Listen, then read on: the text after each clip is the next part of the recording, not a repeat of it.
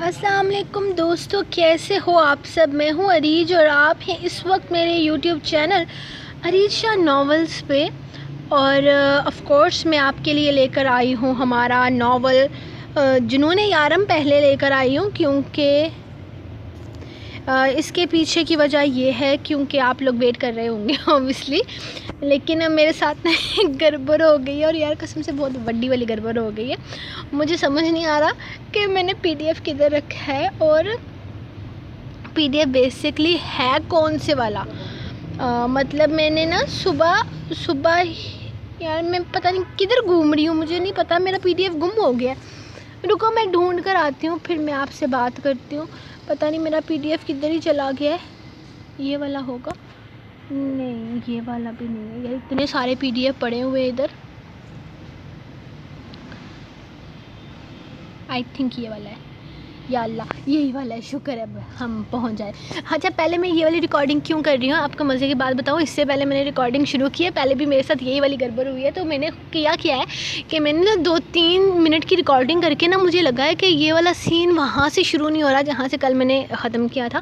پھر مجھے پتہ چلا میں چوتھا پارٹ کے اوپر تیسرا لکھ کر وہ والا سٹارٹ کر چکی ہوں۔ خیر یہ جنون یارم پہلے اس لیے دے رہی ہوں کیونکہ میں نے کہا تو نہیں تھا، لیکن پھر بھی میرا دل کر رہا تھا پہلے اس کو پڑھنے کا۔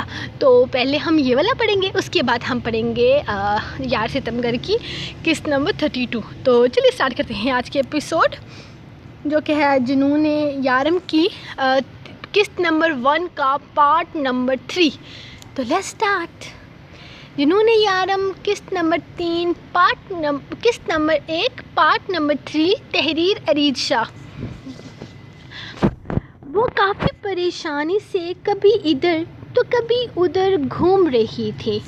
تھوڑی دیر پہلے اسے لیلا کا فون آیا تھا، وہ بھی حضر ماموں کے موبائل سے، جس پر اس نے پوچھا تھا کہ کیا مسئلہ ہے، یارم مجھے فون کیوں کر رہا ہے۔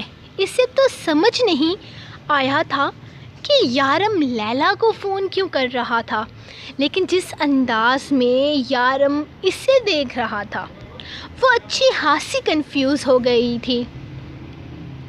شونو کو نکر پہناتے ہوئے اس نے رویام کو بھی اس کے ساتھ میچنگ بلو کلر کا چھوٹا سا شارٹ اور اس کے اوپر وائٹ کلر کی شرٹ پہنائی تھی۔ تب سے ہی یارم کی نگاہیں مسلسل اس پر جمی ہوئی تھی۔ جب بے اختیار اس نے چہرے پہ آتے بالوں کو پیچھے کی طرف کیا تھا، ایک لمحے میں روح کے دماغ میں ایک دھماکہ سا ہوا تھا، اور اس کے بعد وہ روم میں آ کر چھپ کر بیٹھ گئی۔ ساری غلطی لیلا کی ہے یارم، اس نے کہا تھا کہ میں دنیا کے ساتھ ساتھ نہیں چلتی ہوں، مجھے گروم ہونے کی ضرورت ہے، بس اسی لیے تھوڑے سے بال کٹوائے تھے۔ آپ کو تو پتہ ہے نا میں خود سے کچھ نہیں کرتی ہوں۔ وہ غصے سے کمرے میں داخل ہوا تو اگلے ہی لمحے بھاگ کر اس کے سینے سے لگتے وہ تیز بولنا شروع کر چکی تھی، جبکہ یارم نے غصے سے اس کے بالوں کو پکڑ کر اسے پیچھے کی طرف کھینچا تھا۔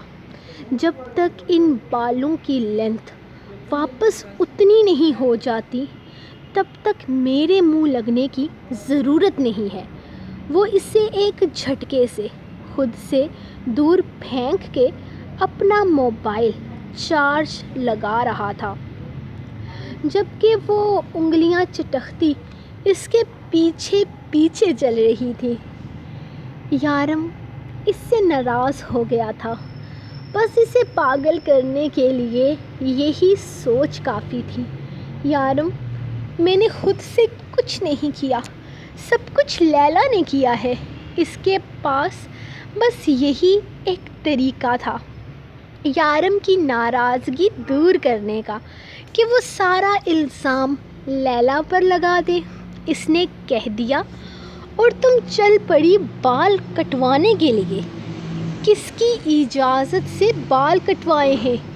تم پر تمہارا بھی کوئی حق نہیں ہے. سر سے پیر تک صرف اور صرف میری ہو. کیوں کٹوائے تم نے بال رخ؟ تمہیں پتہ ہے مجھے تمہارے بال کتنے پسند ہیں. مجھے کل سے تم میں عجیب سی چینجنگ محسوس ہو رہی تھی، لیکن میں نے سوچا تم ایسا نہیں کر سکتی. اس وقت چلی جاؤ میری نظروں کے سامنے سے، ورنہ اس لیلا سے پہلے میں تمہارے ساتھ کچھ غلط کر دوں گا. وہ بے حد اشتعال سے بولا تھا جب اچانک اس کا فون بجا. ہزر کا نمبر جگمگاتے دیکھ اس نے اگلے ہی لمحے فون اٹھا کر اپنے کان سے لگایا تھا. بیوی کہاں ہے تمہاری؟ اسے فون دو. وہ بے حد غصے سے دہاڑا تھا، جبکہ اس کی دہاڑ کی آواز سن کر ریام جو چھوٹے چھوٹے قدم لے کر چوری کمرے کی طرف آ رہا تھا فوراً واپس نیچے بھاگ گیا.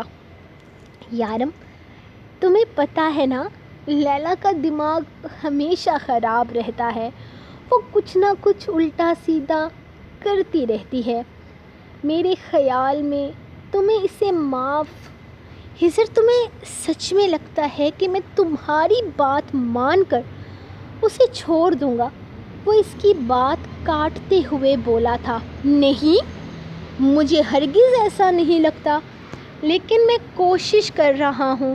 میری بیوی میری خدمتیں کر رہی ہے، اور تمہیں تو پتہ ہی ہے وہ خدمتیں صرف اپنے مطلب کے وقت پر کرتی ہے. ہزر، میں کچھ نہیں جانتا. لیلا سے کہنا کہ میری آنکھوں کے سامنے اس کا ایک بھی بال نہیں آنا چاہیے، کیونکہ اگر میری آنکھوں کے سامنے اس کا ایک بھی بال آیا تو میں اس سے گنجا کرنے میں ایک سیکنڈ نہیں لگاؤں گا. اس کی ہمت کیسے ہوئی میری بیوی کے بال کٹوانے کی؟ اس سے ایک بات کہہ دینا کہ وہ اپنے فیشن اپنے پاس رکھے. میری بیوی تک لانے کی ضرورت نہیں ہے، ورنہ اس کو اس کے فیشن سمیت قبر میں اتاروں گا. وہ بول رہا تھا جبکہ اسپیکر پر اس کی بات سن کر لیلا سر پر اسکارف لے رہی تھی تاکہ اس کا ایک بھی بال یارم کی نظر سے نہ گزرے، کیونکہ وہ تو جانتی ہی تھی وہ اپنی بات کا پکا ہے. اس کا ایک بال بھی غلطی سے بھی اسے نظر آ گیا تو وہ اسے گنجا کر دے گا. چلو یار، معصومہ یارم کے گھر پارٹی ہے. شونو کی برتھ ڈے کی خوشی میں ہم بھی انوائٹڈ ہیں. چلو چلتے ہیں. وہ فلیٹ میں داخل ہوتے ہوئے معصومہ سے کہنے لگا تھا جو کچن میں کھڑی مشرف کا دودھ بنا رہی تھی. آج کل اس کا موڈ کچھ آف تھا. صبح بھی اس کی طبیعت کچھ خراب لگ رہی تھی اور اس وقت بھی اس کی طبیعت ٹھیک محسوس نہیں ہو رہی تھی. پچھلے 3-4 مہینوں سے اس کا موڈ ویسے بھی بہت زیادہ خراب رہنے لگا تھا. نہیں، میرا موڈ نہیں ہے. تم ایسا کرنا، مشرف کو اپنے ساتھ لے جانا، میں گھر پر ہی رہوں گی. وہ دودھ مشرف کو پکڑا رہی تھی جبکہ مشرف اپنی بوتل منہ سے لگاتا بھاگ کر بیڈ پر جا کر لیٹ گیا تھا. یار معصومہ، کیا ہو گیا ہے تمہیں؟ میں نوٹ کر رہا ہوں پچھلے 3-4 مہینوں سے تم ضرورت سے زیادہ ہی اداس رہنے لگی ہو. یار، وہ ہمارے حصے کی اولاد نہیں تھی. ہمارے نصیب میں اس کا آنا لکھا ہی نہیں تھا. شاید وہ وجود دنیا میں آنے کے لیے بنا ہی نہیں تھا. آئی نو تم اس مس کیریج کو قبول نہیں کر پا رہی ہو، لیکن کیا شارف؟ مجھے نہیں سمجھ میں آ رہا کہ ہمارے ساتھ ہی کیا ہو گیا ہے. معصومہ، خدا نہ خواستہ ہم بے اولاد نہیں ہیں. اللہ پاک اور بھی بچے دے گا. تھوڑا صبر رکھو. تم بہت جلد بازی کر رہی ہو. ابھی تو مشرف اتنا چھوٹا سا ہے. کتنے لوگ ہوتے ہیں جن کا صرف ایک ہی بچہ ہوتا ہے. اب تم روح اور یارم کو ہی دیکھ لو. مجھے کسی کو نہیں دیکھنا. شارف، روح دوبارہ ماں نہیں بن سکتی، اس لیے اس کا ایک ہی بچہ ہے. مجھے ایسی کوئی پرابلم نہیں ہے. مجھے بچہ چاہیے لیکن ہمارا نہیں ہو رہا. مجھے ایک بچہ نہیں چاہیے. میرا بچہ دن میں 1000 دفعہ مجھ سے پوچھتا ہے ماما میری بہن کب آئے گی. وہ بڑا ہو رہا ہے لیکن اس کے ذہن میں وہ 7 مہینے پہلی والی بات اب بھی محفوظ ہے. ہم نے اس کے ذہن میں یہ چیز ڈالی تھی نا کہ اس کا بہن یا بھائی آنے والا ہے. ہم نے اس کو مینٹلی تیار کیا تھا نا اس چیز کے لیے. اور اب ہم اسے یہ نہیں بتا سکتے کہ اس کا بہن یا بھائی دنیا میں آنے سے پہلے ہی مر چکا ہے. اب کی دفعہ معصومہ کہتے ہوئے مایوس ہو گئی تو شارف اسے دیکھ کر رہ گیا. اسے سمجھ نہیں آ رہا تھا کہ معصومہ اتنا زیادہ کیوں سوچنے لگی ہے. وہ کہاں ان سب باتوں پر غور کرتی تھی، لیکن پچھلے کچھ وقت سے اس پر دوسرے بچے کا ایسا بھوت سوار ہوا تھا کہ اب وہ اس چیز کو لے کر ٹینشن لینے لگی تھی. وہ اپنے کام پر بھی ٹھیک سے دھیان نہیں دے رہی تھی، جس کو دیکھتے ہوئے یارم نے اسے 1 مہینہ ریسٹ کرنے کے لیے کہا تھا. لیکن اس کے ریسٹ کرنے کا بھی کوئی خاص فائدہ نہیں ہو رہا تھا، کیونکہ گھر آنے کے بعد بھی اس کی سوچ دوسرے بچے پر ہی اٹکی ہوئی تھی. ماما اور دودو. مشرف اپنی فیڈر لے کر واپس کچن میں حاضر تھا، جبکہ اب کی دفعہ معصومہ نے مسکرا کر اس کی بوتل بھرتے ہوئے اسے اپنی باہوں میں بڑی مشکل سے اٹھایا تھا. اتنا موٹا گول گپا بچہ تھا اس کا. اس کی بیوی آسانی سے اٹھا بھی نہیں پاتی تھی اور اسے دوسرے بچے کی بھی چاہ تھی. یہ میرے بغیر سوئے گا نہیں. تمہاری روٹی بنا کے رکھ دی ہے، سالن تم خود گرم کر لینا. روح کے گھر پارٹی ہے، ہم ادھر جا رہے ہیں. تیار ہو جاؤ.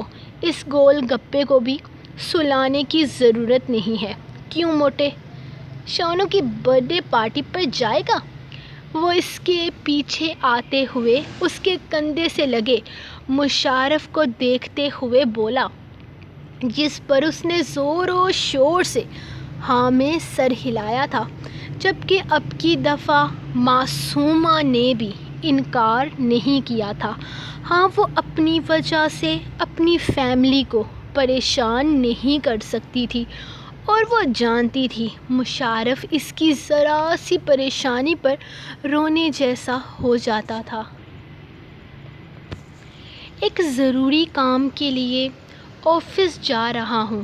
چوزے، اپنی ماں کو بتا دینا شام سے پہلے لوٹ آؤں گا.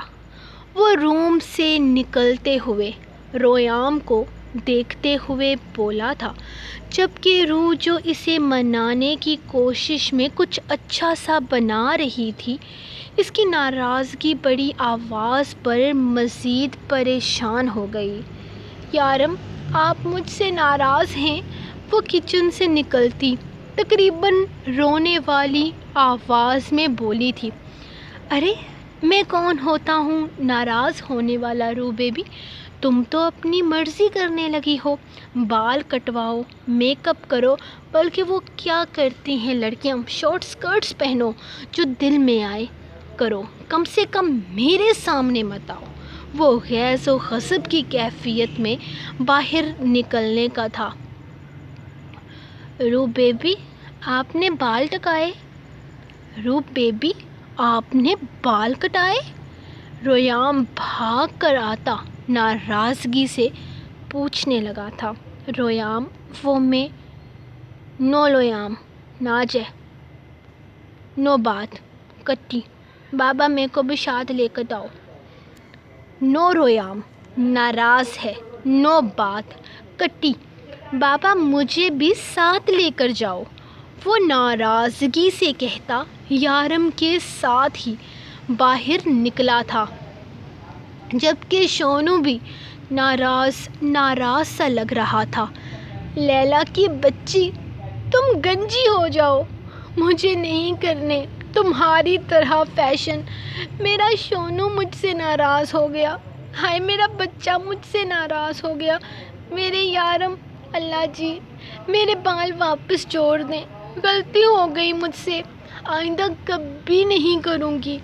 وہ بس دعا ہی کر سکتی تھی، کیونکہ اور کچھ کرنا تو اس کے بس سے باہر تھا۔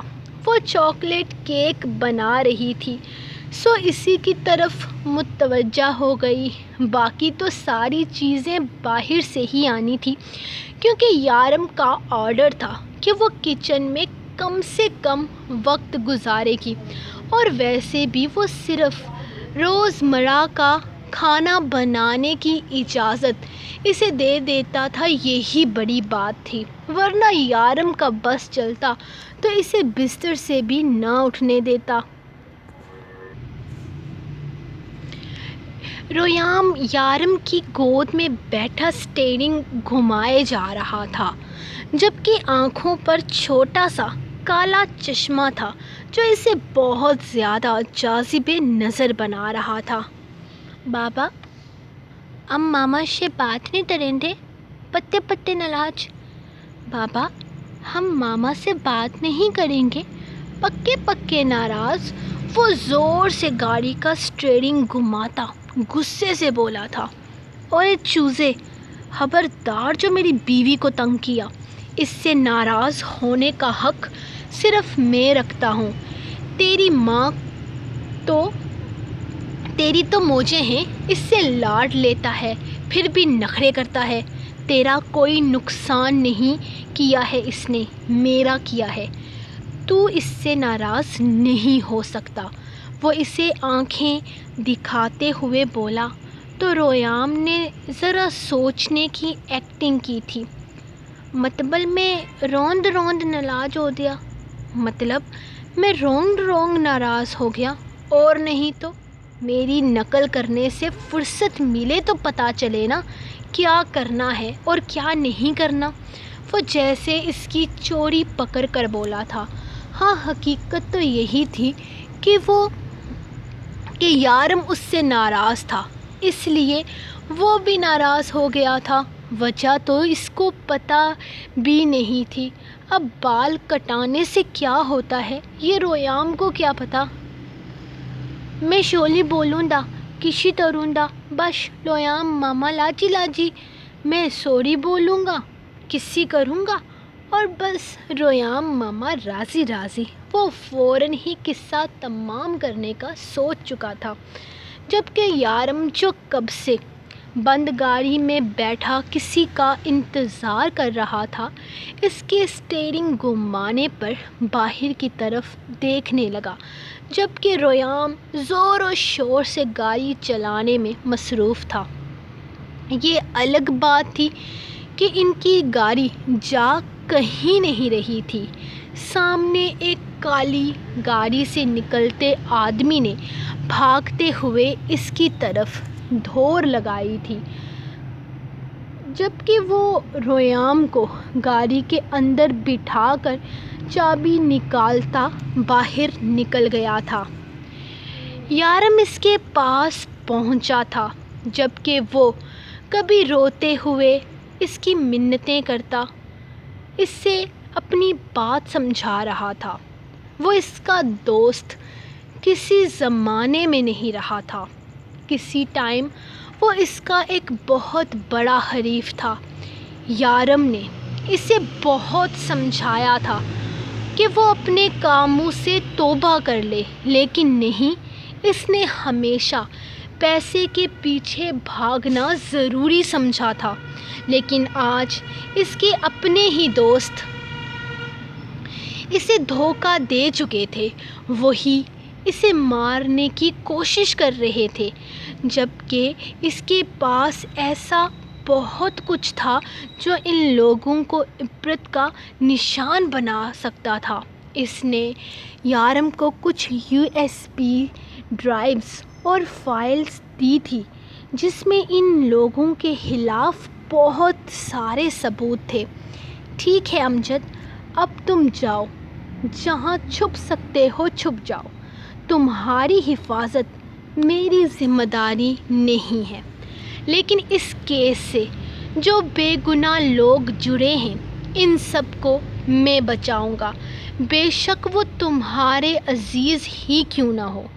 وہ اپنی بات مکمل کرتا واپس اپنی گاڑی کی طرف آیا تھا جس میں بیٹھا ریام زور زور سے ہارن بجا رہا تھا، جبکہ اسے بار بار ایسا محسوس ہو رہا تھا کہ کوئی وہاں موجود ہے جو اسے دیکھ رہا ہے۔ شاید یہاں ہونے والی کارروائی پر بھی اس کی نظر تھی۔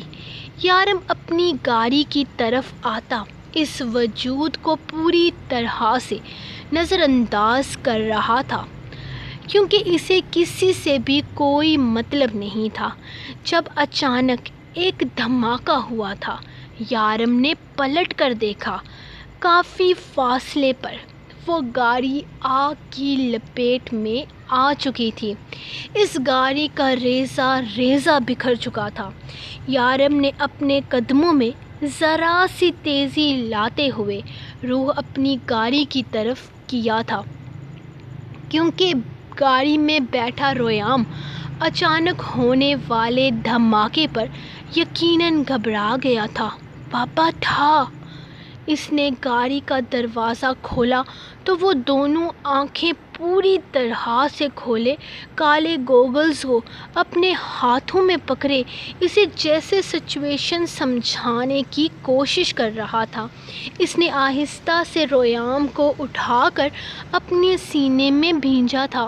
ہاں، وہ انکل کھیل رہے ہیں میری جان، ماما کو بتانے کی ضرورت نہیں ہے۔ وہ اس کے گالوں کو چومتا یوں ہی اسے اپنے سینے سے لگائے گاڑی میں بیٹھا۔ گاڑی سٹارٹ کر چکا تھا۔ ریام ڈرا ہوا یا گھبرایا ہوا ہرگز نہیں تھا، وہ بالکل ریلیکس تھا۔ لیکن حیرت کی بات یہ تھی کہ وہ آدمی مرنے سے پہلے اسے بہت کچھ دے گیا تھا۔ شاید ان لوگوں کو اندازہ تھا کہ ان کے خلاف ثبوت اس کے پاس ہیں۔ وہ اس کا پیچھا کرتے کرتے یہاں تک آ گئے تھے۔ شاید انہیں لگا ہوگا کہ وہ سارے ثبوت گاڑی میں آگ کی لپیٹ میں آ چکے ہیں۔ ہاں، یقیناً انہیں اندازہ تک نہ ہوا ہوگا کہ وہ سارے ثبوت اس وقت اس کے پاس موجود ہیں اور وہ جلد ہی ان لوگوں کو ان کے انجام تک پہنچائے گا۔ لیکن اس سے پہلے وہ کچھ بے حد ضروری کام اور بھی کرنے تھے۔ سو گائز، یہ تھی آپ لوگوں کی پہلی ایپیسوڈ کا تھرڈ پارٹ۔ کل پہلی ایپیسوڈ کا لاسٹ پارٹ انشاءاللہ کل یا پرسوں آئے گا، لیکن آئے گا تو کل سنڈے ہے، میری کوشش ہوگی کہ کل ہی میں اپلوڈ کر دوں۔ تو انشاءاللہ میں آپ کو ملوں گی کل نیکسٹ پارٹ کے ساتھ۔ تب تک کے لیے جنون یارم کے فینز مجھے دیں اجازت، میں ملوں گی آپ کو یار ستم گر کی نیکسٹ ایپیسوڈ یعنی کہ 32 ایپیسوڈ کے ساتھ تھوڑی ہی دیر میں۔ تب تک کے لیے یا تو انتظار کریں اور یا لائک تو کر دیا کرو، میں تم لوگوں کے لیے اسپیشلی کر رہی ہوں ریکارڈ دوبارہ سے، تو لائک تو بنتا ہے۔ تو جلدی سے اس ایپیسوڈ کو لائک کر دو۔ میں ملوں گی آپ کو نیکسٹ ایپیسوڈ کے ساتھ، تب تک کے لیے اجازت اور دعا میں یاد رکھیں۔ اللہ حافظ۔